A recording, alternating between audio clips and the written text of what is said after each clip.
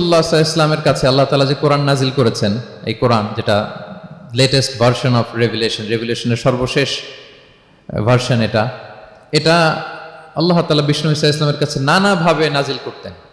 কোরআন নাজিল হওয়ার অনেকগুলো পদ্ধতি ছিল, সবসময় একইভাবে কোরআন আসতো না। কখনো কখনো কোরআন আসতো মিসলা সলসালাতিল জারাস, আমরা ঘন্টা যখন বাজাই যে বিকট শব্দ হয়, এরকম বিকট আওয়াজে মাঝে মাঝে কোরআন নাজিল হতো। আপনাদের মনে থাকবার কথা, বাংলাদেশে আমরা যখন প্রাইমারি স্কুলে পড়তাম বা হাই স্কুলে পড়তাম, ঘন্টা শেষ হলে, একটা ক্লাস শেষ হলে দফতরি কি করতো বলেন তো? হ্যাঁ, দিত না? মনে পড়ে? পিকচারাইজেশন হচ্ছে?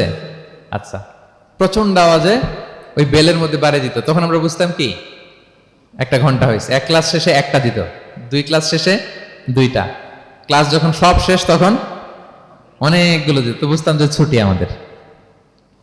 এরকম রিঙ্গিং